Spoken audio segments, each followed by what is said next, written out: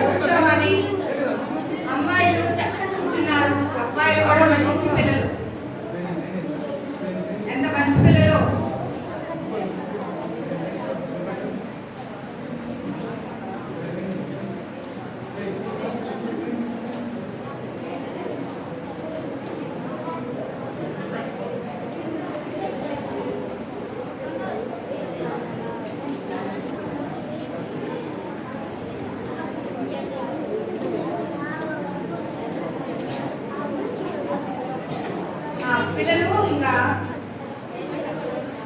మనం మన ధ్యాన భాగంలోకి వెళ్దాం. మనం ఫస్ట్ సెషన్ నుంచి ఎవరి గురించి నేర్చుకుంటున్నామన్నా? మోషే. మోషే యొక్క జీవితం ఎక్కడ స్టార్ట్ అయింది బైబిల్లో? ఎక్కడ స్టార్ట్ అయిందమ్మా?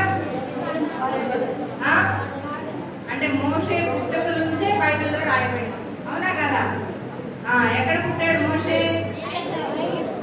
Very good. అమ్మాయిలు బాగా సమాధానం చెప్తున్నారు. అబ్బాయిలు కూడా బాగా చెప్తారు. ఎక్కడ పుట్టాడు అన్న మోషే? ఐగుప్తు దేశంలో పుట్టాడు. ఎక్కడ పెరిగాడు? ఎక్కడ పెరిగాడమ్మా?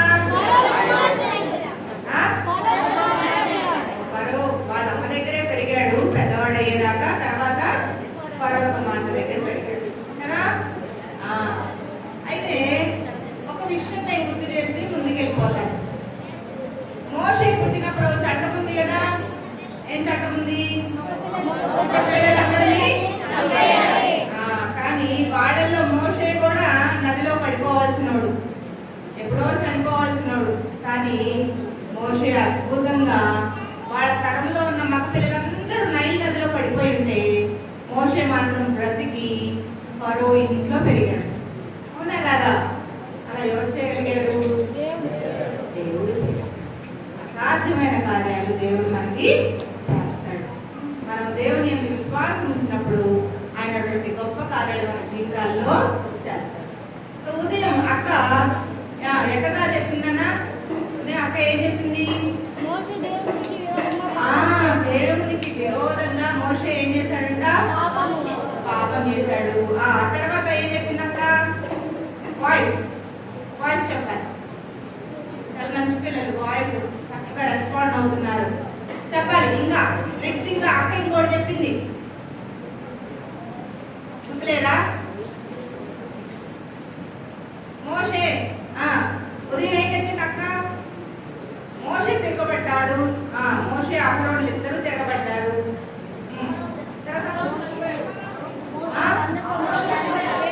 అహరోను చనిపోయాడు కదా. అక్క చెప్పిందా లేదా? అహరోను ఏమైపోయాడనా?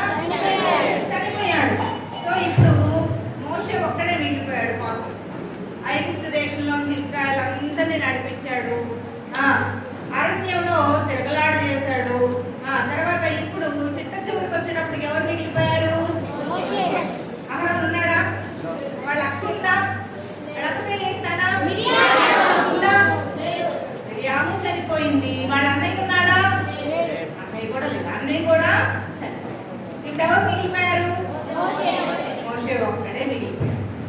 అప్పుడు దేవుడు ఏమన్నాడంటే అహరోను ఎక్కడికి వెళ్ళిపోయాడు నాన్న?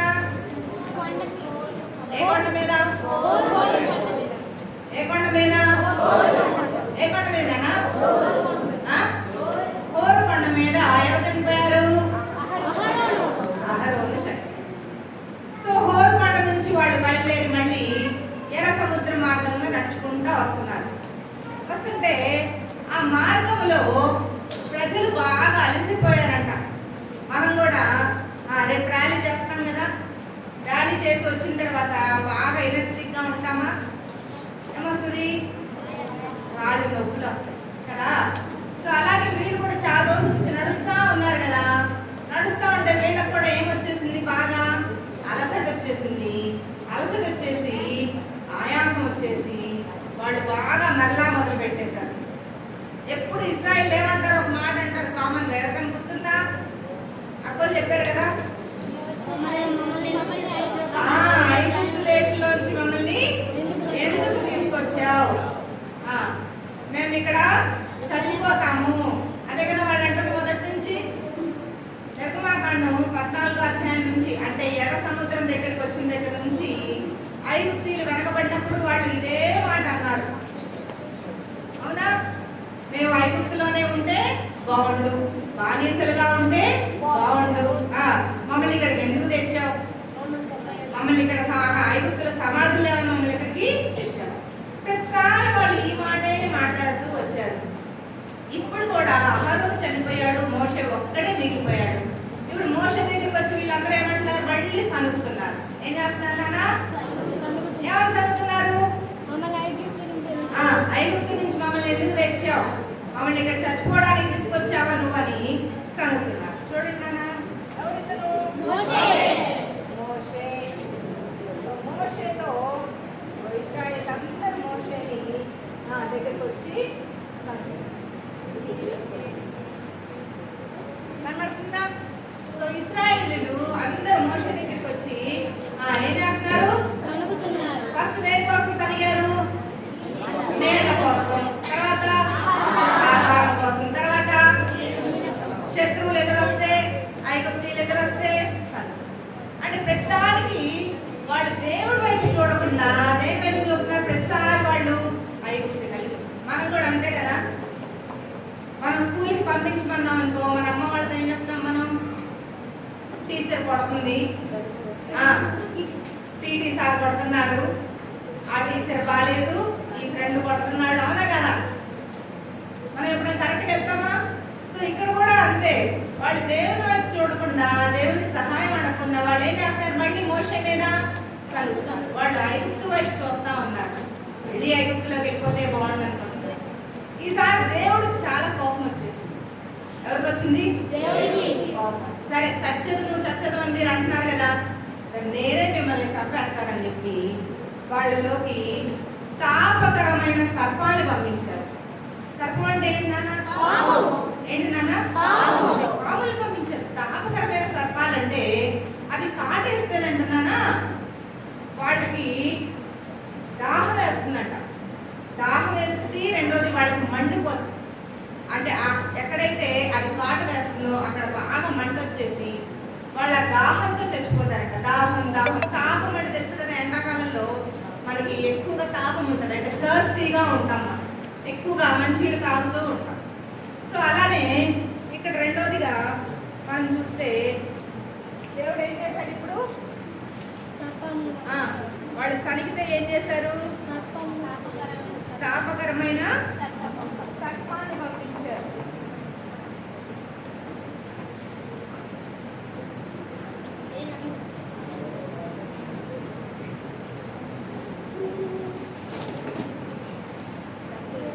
కనబడుతుందమ్మా? కనబడుతుందా? వాళ్ళ మధ్యకి ఏం పంపించారు? తాపకరమైన. అవి కాటేస్తే ఏమైపోతాయి? ఎక్కడ కాటేస్తే అక్కడ వాళ్ళకి మండుతారు, బాగా బర్నింగ్ సెన్సేషన్ ఉంటుంది, కాలిపోతుంది.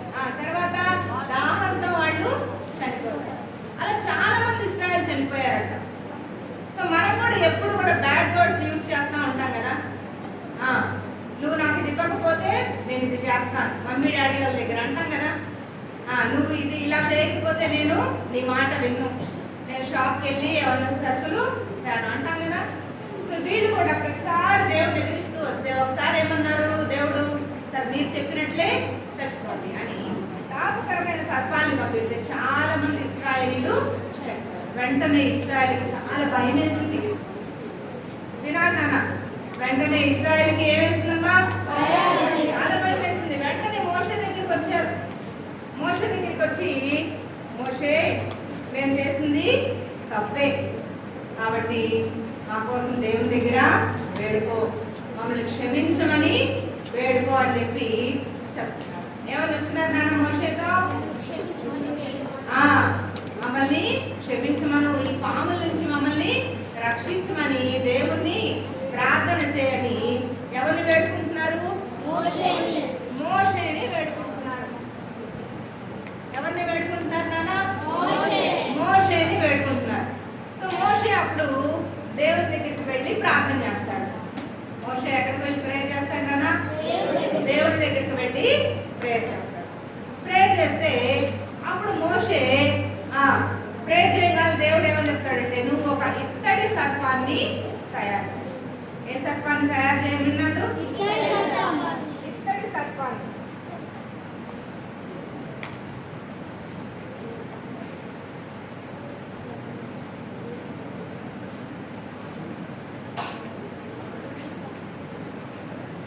ఇత్తడి సర్పాన్ని తయారు చెయ్యి. తయారు చేసి ఆ ఇత్తడి సర్పాన్ని ఒక కర్రకి కట్టి ఒక స్తంభం మీద నువ్వు నిలిపితే ఎవరైతే ఆ తాపకరమైనటువంటి సర్పం వాళ్ళని కాటేస్తుందో ఆ కాటు వేసిన ప్రజలు ఆ ఇత్తడి సర్పం వైపు నిదానించి చూడాలి. దేని వైపు నిదానించి చూడాలి నాన్న?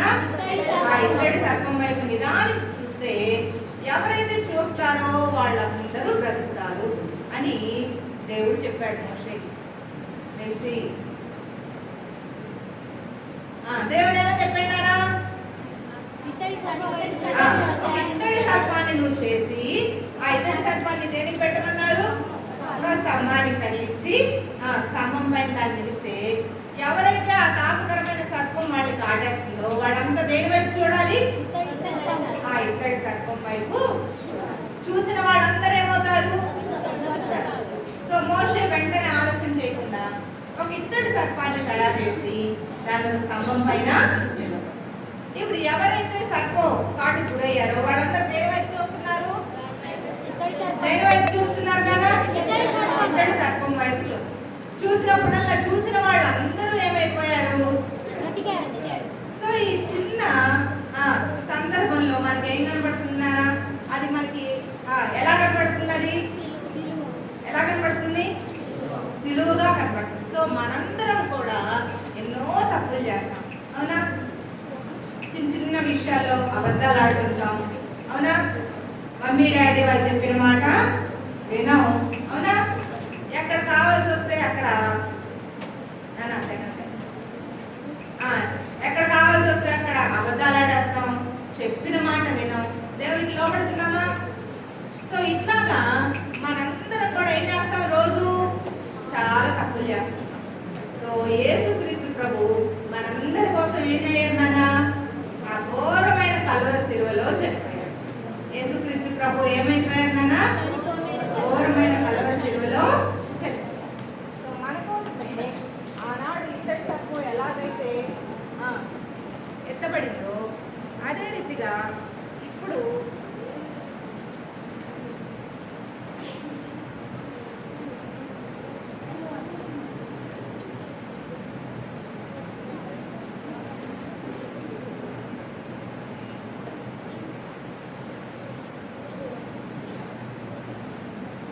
చూడండి, ఇప్పుడు యేసుక్రీస్తు వైపు ఎవరైతే మనం చూస్తామో, యేసుక్రీస్తు ప్రభువా నీవే మా దేవుడు, మా పాపాలని నీవు మాత్రమే క్షమించగలవని ఎవరైతే ఆయన వైపు చూస్తామో వాళ్ళందరినీ యేసు ప్రభు ఏం చేస్తున్నారన్నా?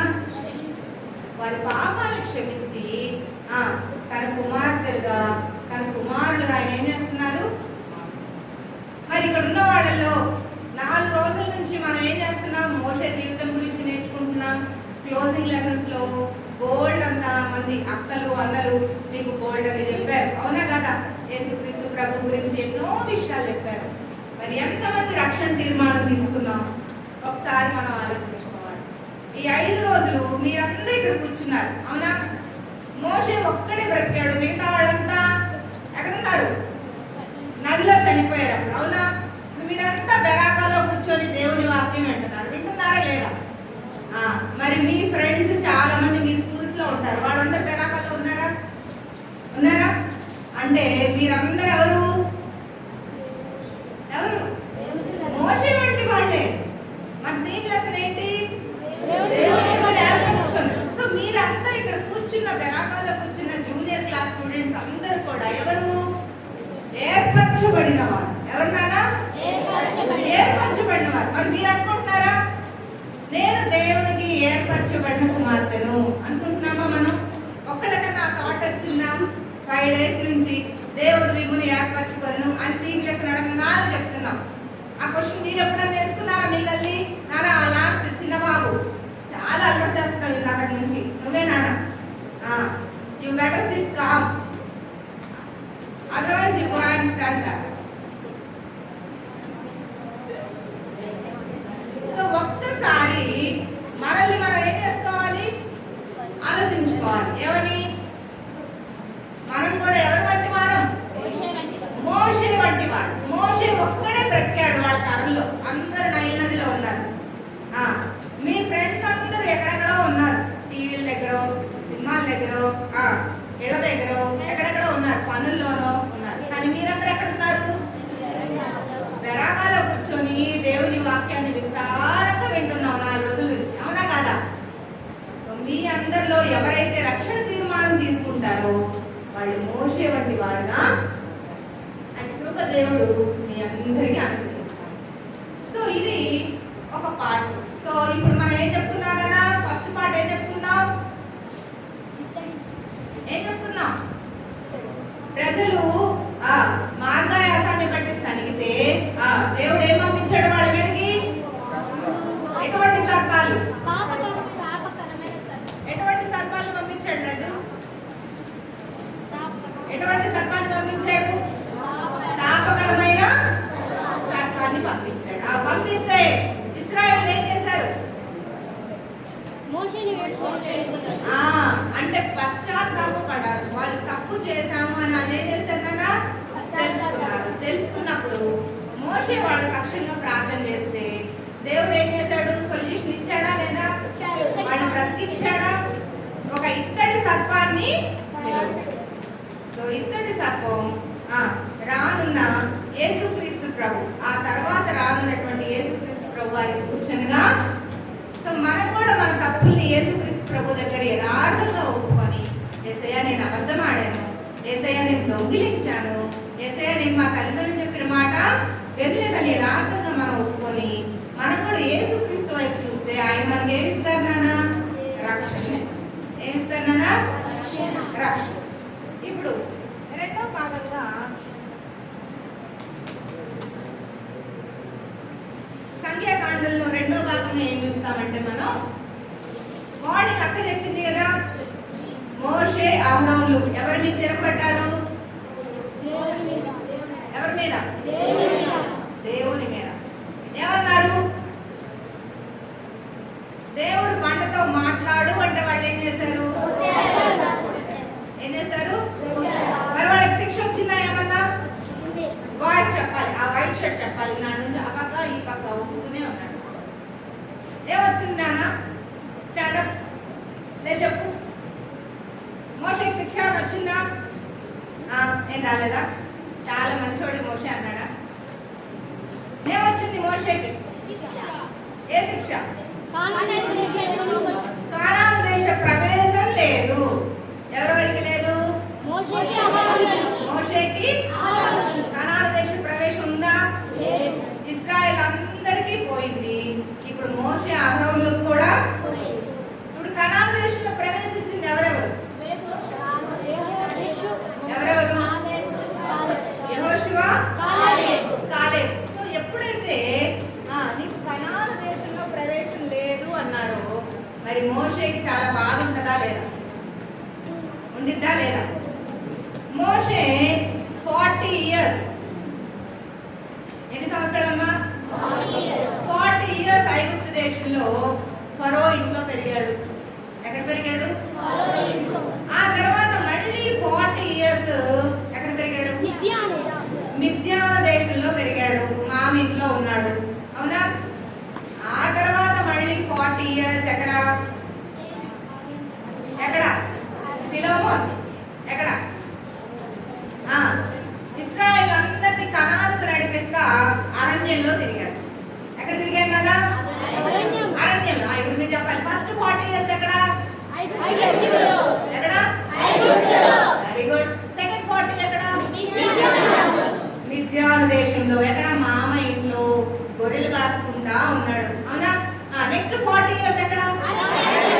అరణ్యంలో. ఇశ్రాయేల్ అందరిని ఎక్కడికి నడిపిస్తున్నాడు? కనాను దేశం. మరి అప్పుడు నాయకుడిగా నడిపించేటప్పుడు మోషేకి ఎన్ని కళలు ఉంటాయి? కనాను దేశంలో నేను ఆ ద్రాక్ష కాయల్ని చూడాలి, ఉంటుందా లేదా? ఆ పొలాన్ని చూడాలి, ఆ నీళ్ళని తాగాలి, ఆ కొండలు ఎక్కాలి, ఎన్నో కళలు కొని ఉంటాడు కదా మోషే. మరి ఇప్పుడు దేవుడు ఏమన్నాడు? నువ్వు కనాను దేశంలో నీకు ప్రవేశం లేదు. ఇప్పుడు మన మమ్మీ డాడీ అంటారు, అరే ఇప్పుడు బెరాకల్లో సిబిసి అయిపోయిన తర్వాత అమ్మమ్మ వాళ్ళ ఇంటికి వెళ్దాం లేదా నాయమ్మ అంటే, సడన్గా క్యాన్సిల్ చేశారనుకో మీకు ఎలా ఉంటుంది? స్టేషన్లోకి వెళ్ళిపోతాం కదా, కుదరదు, వెళ్ళిపోవాల్సిందే అంటావా లేదా? మరి ఇప్పుడు మోషేకి కూడా వెంటనే ఏమంటున్నాడు దేవుడు? కనాను దేశంలో నువ్వు అడుగు పెట్టడానికి ఎందుకు? మీరు ఆ నీళ్ళ దగ్గర నా మాట, నా పరిశుద్ధతను సన్మానించలేదు కాబట్టి మీరు కనానులో దేశంలో ప్రవేశించడానికి వీలు లేదు అని. ఇప్పుడు మోషే అది ఎందుకు తిరిగాడా? 40 ఇయర్స్ నేను ఎంత కష్టపడ్డాను, ఈ ఇశ్రాయేల్ అందరినీ నేను వాళ్ళు ఎన్నిసార్లు సరిగినా కానీ ఎంత ఓర్పుతో తీసుకొని వచ్చాను, నన్ను వద్దంటావా నువ్వు అన్నాడా? ఏమన్నాడా? ఒక్క మాట అన్నాడా? ఒక్క మాట కూడా ఏమి అనకుండా, సరే ప్రభా నువ్వు ఎట్లా చెప్తే అట్లా దేవునికి సారీ చెప్పాడు వెంటనే. నేను తొందరపడ్డాను, నువ్వు చెప్పింది ఆ ఒక్క విషయంలో నేను చేయలేకపోయాను. ఇక్కడ యాని అనే ఒక పాప ఉంది. యాని అని ఒక పాప. ఆ పాప వాళ్ళ ఫ్రెండ్ జేన్ అన్నమాట. వాళ్ళ ఫ్రెండ్ ఎవరినన్నా? జేన్. సో ఆ ఫ్రెండ్ జేన్ ఏమంటున్నాడంటే, మనం పిక్నిక్ వెళ్దాం రేపు, మీ మమ్మీని పర్మిషన్ అడిగి తీసుకోవాలా. మీ స్కూల్లో కూడా టూర్ ఏమన్నా అలా ఏర్పాటు చేస్తారా? సో కొన్ని స్కూల్స్ టూర్ ఏర్పాటు చేస్తారు. సో జేన్ వాళ్ళ స్కూల్లో పిక్నిక్ ఏర్పాటు చేస్తే మీ మమ్మీ పర్మిషన్ అడుగన్నాడు. సో వెంటనే యాని వాళ్ళ మమ్మీ దగ్గరికి పరిగెత్తుకుంటూ వెళ్ళింది.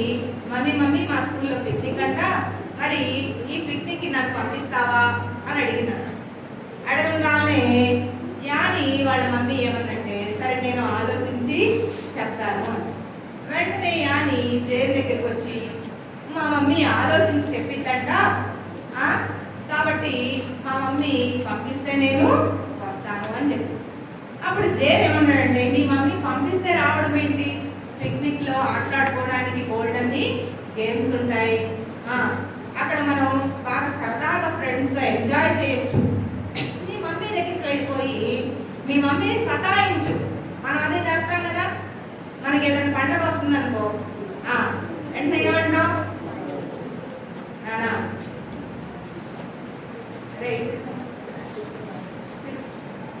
చక్క చేతులు కట్టుకున్నాను.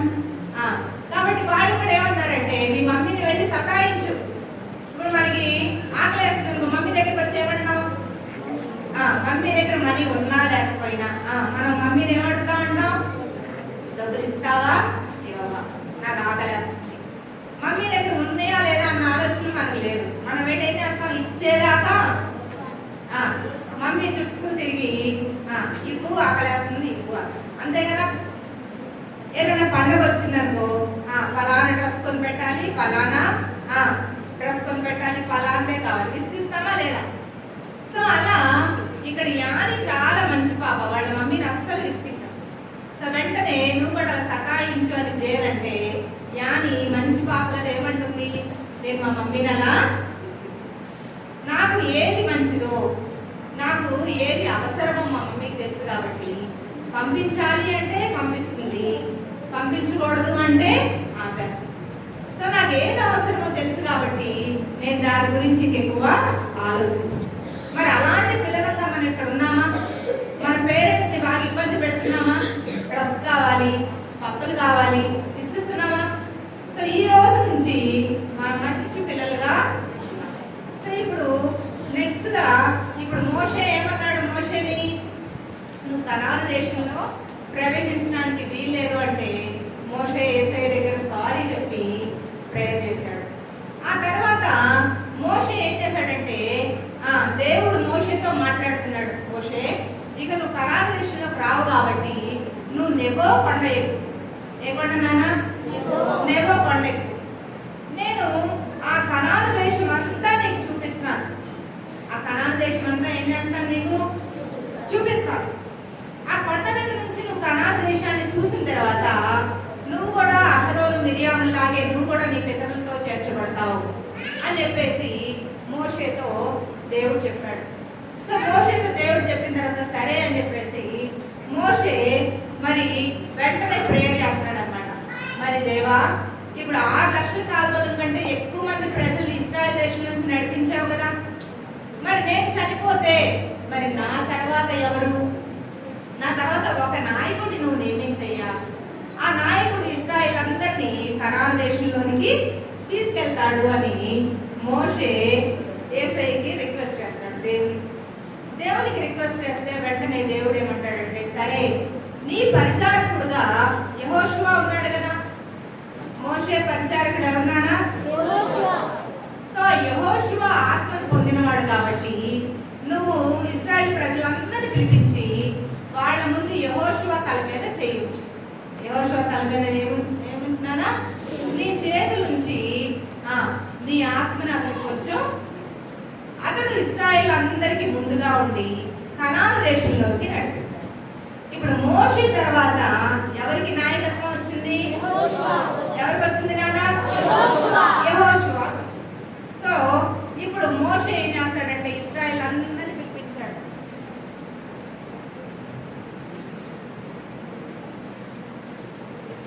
ఎవరిని పిలిపించాడు నాన్న? ఇశ్రాయేల్ అందరినీ పిలిపించాడు. పిలిపించి దేవుడు ఏవైతే చెప్పాడో కనాను దేశంలో నువ్వు రావన్నాడు కదా, సో ఆ మాటలన్నీ ఇశ్రాయేలుతో చెప్తున్నాడు. ఎవరితో చెప్తున్నాడు? ఇశ్రాయేల్ అందరితో చెప్తున్నాడు. ఇతను ఎవరు? ఇతను ఎవరు? Black shirt. ఎవరితను? నువ్వే చెప్పమ్మా. ఇతను ఎవరు? యెహోషువ. ఇతను మోషే. ఇతను ఆరోన్ చనిపోయాడు కదా.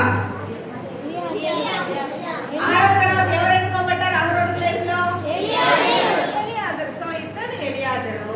ఇతను మోషే తర్వాత మోషే ప్లేస్ లోకి ఎవరు రాబోతున్నారు? యెహోషువ. సో ఇశ్రాయేల్ అందరిని పిలుస్తాడు. ఇదిగో నేను చనిపోతున్నాను కాబట్టి మీరు ధైర్యంగా ఉండండి. ఫస్ట్ ఇశ్రాయేలుతో మాట్లాడతాడు. ఎవరితో మాట్లాడుతున్నాడు నాన్న? ఇశ్రాయేలుతో మాట్లాడుతున్నాడు. మీరు ధైర్యంగా ఉండండి. ఇశ్రాయేల్ ఎప్పుడైతే నేను చనిపోతున్నాను మోషే చెప్పాడు, వెంటనే వాళ్ళు భయపడిపోయారు. ఎందుకంటే శత్రువులు ఉన్నారు, యుద్ధాలు చేయాలి, జయించాలి. మరి ఇవన్నీ వాళ్ళకు కుదిరిద్దా? లడ్డు ఇవన్నీ వాళ్ళకు కుదురుతుందా? ఇశ్రాయేల్ ప్రజలు వెళ్ళగలరా? సో వాళ్ళు భయపడితే వెంటనే మోషే ఏమని చెప్తున్నాడంటే వాళ్ళతో, మీరు భయపడవద్దు, మీరు జడియవద్దు, మీతో కూడా ఎవరు వస్తారు? దేవుడు వస్తాడు. ఎవరు వస్తాడన్నా? దేవుడు వస్తాడు. మిమ్మల్ని వాగ్దాన దేశంలోకి దేవుడు మీకంటే ముందుగా వెళ్ళి మీ శత్రువులందరినీ దేవుడు చంపేస్తాడు. ఎవరు చంపేస్తారు? దేవుడు చంపేస్తాడని చెప్పారు. తర్వాత మోషే యెహోషువతో మాట్లాడుతున్నాడు. ఎవరితో మాట్లాడుతున్నారు నాన్న? యెహోషువతో మాట్లాడుతున్నారు. ఎవరితో మాట్లాడుతున్నారు? యెహోషువతో మాట్లాడుతున్నారు. మరి యెహోషువ ఇప్పుడు నాయకత్వంలోకి రావాలంటే యెహోషువకి భయంగా ఉంటుందా, ఇష్టంగా ఉంటుందా? మరి 6 లక్షల కంటే ఎక్కువ మంది జనం ఉన్నారు కదా, వాళ్ళందరినీ నడిపించడం అంటే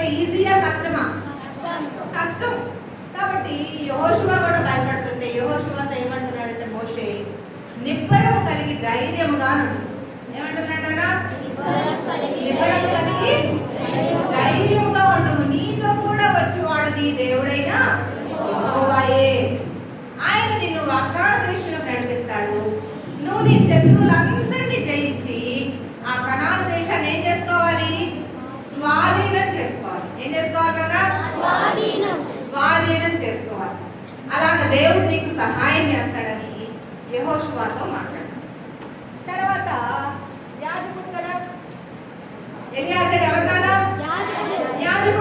యాజకుడితో మాట్లాడుతున్నాడు, యాజకుడితో లేవీయులతో మాట్లాడుతున్నాడు. మీరు దేవుడు మనకు అనుగ్రహించిన ధర్మశాస్త్రాన్ని ఇశ్రాయేలు ప్రజలందరికీ వినిపించాలి. వాళ్ళు పర్ణశాల పండుగ చేసినప్పుడల్లా మీరు ఏం చేయాలి? ఇశ్రాయేలు ధర్మశాస్త్రం ఇచ్చారా లేదా? ధర్మశాస్త్రం అంటే ఏంటి? 10 ఆజ్ఞలు. అక్కడ చెప్పింది కదా చాలా చక్కగా, 10 ఆజ్ఞలు ఉన్నాయా లేవా? సో 10 ఆజ్ఞలు మీరు ఎవరికి వినిపించాలి? ఇశ్రాయేలు అందరికీ చదివి వినిపించాలి. పర్ణశాల పండుగ మీరు ఆచరించాలి. మీరు మొట్టమొదట దేవునికి భయపడాలి. ఎవరికి భయపడాలి? మరి వాళ్ళందరికీ ధైర్యం చెప్పి చిట్ట చివరికి మోషే చనిపోతాడు. ఏమవుతాడు నాన్న? మోషే నెబో కొండ ఎక్కి నెబో కొండ ఎక్కితే మొట్టమొదట దేవుడు యెహోవా ఆ కనాను దేశం మొత్తం చూపిస్తాడు. ఆ కనాను దేశం అంతా చూపించిన తర్వాత మోషేతో పాటుగా యెహోషువ నెబో కొండ మీదకి వెళ్ళాల. ఏ కొండ మీద చనిపోయాడు? మోయాబు దేశంలో నెబో కొండ మీద చనిపోయాడు. అక్కడ యెహోషువ వెళ్ళలేదు, ఎలియాజరు వెళ్ళలేదు, ఎవ్వరూ మోషేతో పాటు ఆ కొండ మీదకి వెళ్ళాల. మోషే అక్కడ చనిపోయాడు. మరి మోషేని ఎవరు పాతి పెట్టారు? ఎవరైనా పాతి పెట్టారా? దేవుడు పాతి పెట్టాడు. ఎందుకో తెలుసా? మోషే 6 లక్షల కంటే ఎక్కువగా ఉన్నటువంటి కాల్వల ఉంటాడు వాళ్ళని అనేకమైన అద్భుతాలతో, అనేకమైన సూచక క్రియలతో వాళ్ళు నడిపించుకుంటూ వచ్చాడు కదా. ఇప్పుడు వాళ్ళందరి హృదయంలో మోషే ఎలా ఉన్నాడు? హీరో. ఎలా ఉన్నాడన్నా? హీరో. అవునా కదా? మనకు కూడా ఎవరో ఒకరు ఫేవరెట్ ఉంటారు కదా. సో వాళ్ళు మోషేకి ఏమైనా గుడి కట్టేస్తారేమో అని దేవుడు ఒక్కడే మోషేని ఏం చేశాడు? ఆ నెబో కొండ మీద దేవుడే పాతి. మోషే సమాధి ఇప్పటికీ ఎవ్వరికీ దొరకల, ఎవ్వరికీ కనబడదు. ఎందుకంటే మోషే ఎక్కడున్నాడో ఎవరికి తెలుసు? అయితే ఇక్కడ మోషేకి ఒక ఆశ మిగిలిపోయింది. మిగిలిపోయిందా లేదా? ఏ ఆశ మిగిలిపోయింది? కనాను దేశాన్ని చూడలేకుండానే ఏమైపోయాడు? అయితే చాలా సంవత్సరాలు అయిపోయినాయి. యేసుక్రీస్తు ప్రభు ఈ లోకంలోకి వచ్చారా లేదా? వచ్చారా? అబ్బాయికి ఎంతమంది తెలుసు యేసుక్రీస్తు ప్రభు ఈ లోకానికి వచ్చాడని? యేసుక్రీస్తు ప్రభు ఈ లోకానికి ఎన్ని సంవత్సరాలు ఉన్నాడు? యేసుక్రీస్తు ప్రభు ఎన్ని సంవత్సరాలు ఉన్నారు? ఎన్ని సంవత్సరాలు ఉన్నారు? 33.5 సంవత్సరాలు. అవునా? మరి ఆ కాలంలో ఇప్పుడు యేసుక్రీస్తు ప్రభు ఏం చేస్తున్నారంటే ఒక కొండ మీదకి వెళ్ళారు. ఎక్కడికి వెళ్ళారు నాన్న? ఒక కొండ మీదకి వెళ్ళారు. ఆయన ప్రతిరోజు సాయంత్రం పూట ఒక కొండ మీదకి వెళ్ళి ప్రార్థన చేసుకునే అలవాటు ఎవరికి ఉంది? యేసుక్రీస్తు ప్రభు వారికి. ఎవరికి ఉంది నాన్న? యేసుక్రీస్తు ప్రభు వారికి. ఆయనతో పాటు 3 శిష్యుల్ని తీసుకెళ్లారంట. వీళ్ళు చూడండి ఏం చేస్తున్నారు? మన బ్యాచే కదా, బాయ్స్ బ్యాచ్ అన్నమాట. అవునా? ఏం చేస్తున్నారు వాళ్ళు?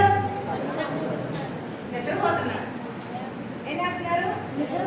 ఎవరు వాళ్ళు? 3 యేసుక్రీస్తు శిష్యులే. ఎవరు? Very good. పేతురు, యోహాను, యాకోబు. పేతురు, యోహాను. సో వీళ్ళు ఈ కొండ మీద యేసుక్రీస్తు ప్రభుతో పాటు వెళ్ళారు. సో యేసుక్రీస్తు ప్రభు వారు అక్కడ ప్రేయర్ చేసుకుంటా ఉన్నారు. వీళ్ళు ఏం చేస్తున్నారు? నిద్రపోతున్నారు. అయితే కొంచెంసేపు అయింది. కొంచెంసేపు అయిపోయేటప్పటికి యేసుక్రీస్తు ప్రభు వారి యొక్క ముఖమంతా కూడా సూర్యుడి కంటే ప్రకాశమానంగా మారిపోయిందంట. ఎలా మారిపోయిందమ్మా? సూర్యుడి కంటే ప్రకాశమానంగా మారిపోయిందంట. యేసుక్రీస్తు వారు బట్టలు చూసారా ఎలా ఉన్నాయో? మెరుస్తా ఉన్నాయి కదా. సో తెల్లని కట్టకంటే ఇంకా తెల్లదనంతో యేసుక్రీస్తు ప్రభు వారి బట్టలు కూడా ప్రకాశమానంగా ఉన్నాయంట. దాన్ని ఏమంటామంటే యేసుక్రీస్తు ప్రభు వారు ఆ కొండ మీద రూపాంతరం చెందారని అంటారు. ఏం చెందారన్నా? అంటే అతని ముఖం మారిపోయింది. యేసుక్రీస్తు ప్రభు వారి ముఖం మారిపోయింది. ఆయన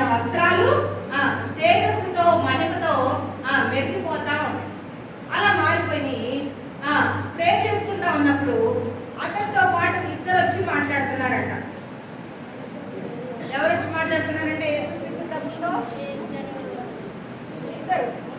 ఎవరు వీళ్ళు? ఎవరు వాళ్ళు? ఆ కొండ మీద యేసుక్రీస్తు ప్రభు వారితో ఇద్దరు మాట్లాడతారు. వాళ్ళు కూడా భూమిలో ఉన్న మనుషులు కాదు, వాళ్ళు పరలోకం నుంచి వచ్చిన వాళ్ళు. ఎక్కడి నుంచి వచ్చిన వాళ్ళమ్మా? సో ఒకళ్ళేమో మోషే, ఒకళ్ళు ఎవరికన్నా ఇంకొకళ్ళు ఏలియా, ఇంకొకళ్ళు ఎవరికన్నా. ఇప్పుడు యేసుక్రీస్తు ప్రభు వాళ్ళు ఎక్కడున్నారు? అది ఏ దేశం? ఏ దేశం? కనాను దేశం. యేసుక్రీస్తు ప్రభు వారు ఏ దేశంలో ఉన్నారు? కనాను దేశంలోనే కదా తిరిగింది. బెత్లెహేములో పుట్టాడు, నజరేతులో పెరిగాడు, పాటలు పాడతాం కదా. మరంతా ఏ దేశం? ఏ దేశం? లడ్డు ఏ దేశం? కనాను దేశం. సో కనాను దేశంలో ఇప్పుడు మోషే యేసుక్రీస్తు ప్రభుతో ఎవరెవరు మాట్లాడుతున్నారు? మోషే, ఏలియా. ఎవరెవరు మాట్లాడుతున్నారు కదా? మోషే, ఏలియా. సో వాళ్ళు దేని గురించి మాట్లాడుతున్నారు ఎవరికైనా తెలుసా? మనకు అలాంటి అవకాశం ఎప్పుడైనా వచ్చిందా? కల్లో మీకు యేసుక్రీస్తు ప్రభు వారు ఎప్పుడైనా వచ్చారా? ఇప్పుడు యేసుక్రీస్తు ప్రభు వారు కొండ మీద ప్రార్థన చేస్తా ఉంటే ఆయన రూపాంతరం చెందబడ్డారు. ఎప్పుడైతే రూపాంతరం చెందారో మోషే, ఏలియా వచ్చి మాట్లాడుతున్నారంట. దేని గురించి? యేసుక్రీస్తు ప్రభు వారు ఎలాగ సిలువ వేయబడతారు, ఎటువంటి హింసలు పొందుతారు, తర్వాత మూడో దినాన ఎలాగా లేవబడతారు, వీటన్నిటి గురించి మాట్లాడడానికి ఎవరు వచ్చారంట? మోషే, ఏలియా. సో ఇప్పుడు వాళ్ళు మాట్లాడిన తర్వాత మాట్లాడినప్పుడు ఈ శిష్యులు ఎవరు లెగుస్తున్నారా? లేకపోతే పేతురు కొంచెం మత్తుగా ఉండే చూస్తున్నాడంట. ముగ్గురు మనుషులు మాట్లాడుతూ ఉన్నారు. అలా చూసి ఇక వాళ్ళు మాట్లాడి అయిపోయి వాళ్ళు వెళ్ళిపోతా ఉన్నప్పుడు పేతురు లెగుస్తున్నాడు. వాళ్ళు ఎప్పుడైతే వెళ్ళిపోబోతున్నారో అప్పుడు పేతురు లేచాడు. లేచి ఏమంటున్నాడంటే, మీరు వెళ్ళమాకండి, మీరు ఇక్కడే ఉండండి, ఇక్కడే మనం ఇక్కడే ఉన్నాం. నేను మోషేకు ఒక పర్ణశాల అంటే తెలుసా? టెంట్, టెంపరీగా మనం వేసుకుంటాం కదా టెంట్ హౌస్. ఎప్పుడైనా టూర్స్ వెళ్ళినప్పుడు అక్కడక్కడ టెంట్ హౌస్ వేసుకొని ఉంటారు కదా. సో యేసుక్రీస్తు ప్రభు వారికి ఒక పర్ణశాల, మోషేకు ఒక పర్ణశాల, తర్వాత ఏలియాకు ఒక పర్ణశాల కడతానని చెప్పి ఎవరంటున్నారు? పేతురు అంటున్నాడు. ఎప్పుడైతే అలా అన్నారో ఆ తర్వాత వాళ్ళిద్దరూ వెళ్ళిపోయారు. ఎవరు మిగిలిపోయారు? ఎవరు మిగిలిపోయారు కదా? యేసుక్రీస్తు ప్రభు వాళ్ళు ఒకరు మాత్రమే. ఈ భాగంలో మనకి ఏమర్థమైంది? దాని అర్థమైందా? ఏం అర్థం కాలేదా? మోషే కనాను దేశంలో అడుగు పెట్టాడా లేదా? పెట్టాడా? మోషే పరలోకంలో ఉన్నాడా, నరకంలో ఉన్నాడా? పరలోకంలో ఉన్నాడు. మరి ఎలా వెళ్ళాడు? మరి దేవుడికి తిరగబడ్డాడని అన్నాం కదా. తిరగబడిన తర్వాత మోషే ఏం చేశాడు? ఒప్పుకున్నాడు. ఒప్పుకుంటే దేవుడు ఎక్కడ తీసుకెళ్ళాడు? పరలోకంలోకి తీసుకెళ్ళాడు. మోషే యొక్క ఆశ ఏంటి? కనాను దేశంలోకి వెళ్ళాలి. మరి వెళ్ళాడా లేదా? మోషే వెళ్ళాడు కదా, ఆ కొండ మీద తీసుకెళ్ళాడు కదా. సో మోషే ఆ కనాను దేశంలోకి యేసుక్రీస్తు ప్రభువుతో వాడు ముచ్చటించడానికి కనాను దేశంలో. సో మనకు కూడా మంచి ఆశలు ఉంటాయి. ఆ ఆశ తీర్చబడాలి అంటే మనం ఎవరి దగ్గరికి రావాలి? యేసుక్రీస్తు ప్రభు దగ్గరికి రావాలి. రెండవది, మనం యేసుక్రీస్తు ప్రభువాన్ని మన సొంత రక్షకుడిగా అంగీకరించుకుంటే ఎలాగా? మన పాపాలన్నీ కూడా ఆయన దగ్గర ఒప్పుకొని యథార్థంగా, యేసయ్యా నేను తప్పు చేశాను, నాకు తెలియకుండా అబద్ధాలు ఆడాను, నాకు తెలియకుండానే దొంగతనాలు చేశాను, నాకు తెలియకుండానే తల్లిదండ్రుల మాట నేను ఎదిరించాను, మా ఫ్రెండ్స్ని కొట్టాను, తిట్టాను, గొడవ పడ్డాను అని మనం యథార్థంగా ఆయన దగ్గర ఒప్పుకుంటే ఆయన కూడా మనల్ని ఏం చేస్తాడా? మోషే ఉన్నటువంటి ఉత్తములుగా మనల్ని మార్చాలి. మరి మోషేలా నేను ఉండాలని ఎంతమంది అనుకుంటున్నారు? నేను మోషేలా ఉండాలి. మరి మా ఫ్రెండ్స్ అందరూ ఎక్కడో ఉన్నారు, కానీ నేను ఎక్కడ ఉన్నాను? బెరాకాలో దేవుని సన్నిధిలో ఉన్నాను.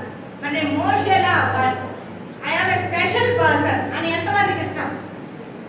ఇష్టం అనుకున్న వాళ్ళంతా మోకరిద్దాం, మనం యేసయ్యని అడుగుదాం. మరి నా తప్పులన్నీ ఒప్పుకుంటారా? యేసయ్య దగ్గర మనం ఒప్పుకుందాం, మన తప్పులన్నీ ఒప్పుకుందాం. మోకరిద్దాం.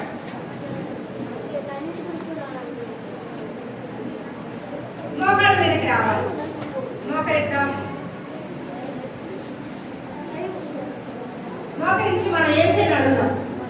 యేసయ్యా, మోషేలాగా నన్ను చేయి. మోషే ఒక సాధారణమైన వ్యక్తి, ఎప్పుడో నదిలో పడిపోయి చనిపోవాలి. మోకరించాలి, చక్కగా కళ్ళు మూయాలి. బాయ్స్, ఎవరస్తులు మీరు బలవంతులని బైబిల్ చెప్తుంది. చక్కగా పైకి లేచి చేతులు జోడించి చక్కగా కళ్ళు మూసుకోవాలి. మంచి పిల్లలు మీరంతా, ఎంత మంచి పిల్లలో. 5 రోజుల నుంచి దేవుని వాక్యం విస్తారంగా మన మేముంది. ఎన్నో స్టోరీస్, ఎన్నో లెసన్స్ మనం వింటా ఉన్నాం. యేసయ్య, చాలా సార్లు నేను బాధపడ్డా, చాలా సార్లు నేను అబద్ధాలాడాను, చాలా సార్లు నేను తప్పులు చేశాను, చాలా సార్లు నిన్ను బాధ పెట్టాను. నేను ఇప్పుడు ఒప్పుకుంటాను, యథార్థంగా నీ మోకాళ్ళ మీద వద్దాను, కళ్ళు మూస్తాను. నేను మోషేలా రావడానికి ఇష్టపడుతున్నాను. నేను ఒక స్పెషల్ పర్సన్. నువ్వు చెప్తున్నావు కదా నన్ను ఏర్పరచుకున్నానని. నువ్వు ఏర్పరచబడిన జనాంగంలో నేను ఉండాలి ప్రభువా. ఒక్కసారి ప్రేయర్ చేద్దాం. అందరూ మాట్లాడాలి. లడ్డు అందరూ మాట్లాడాలి. యేసయ్యతో మాట్లాడాలి. అందరూ మాట్లాడాలి, చక్కగా మాట్లాడాలి.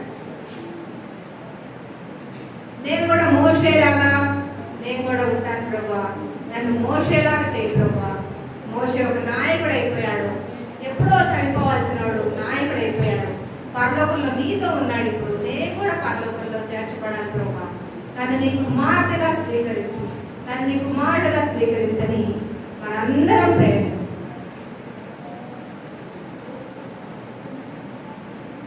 ప్రార్థన.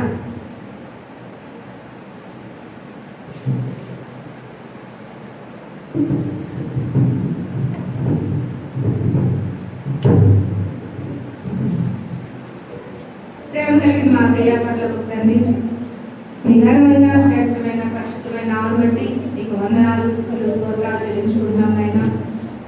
5 దినాలుగా మోషే జీవితం ద్వారా అనేకమైన విషయాలు మీరు మాట్లాడుతూ వచ్చారు.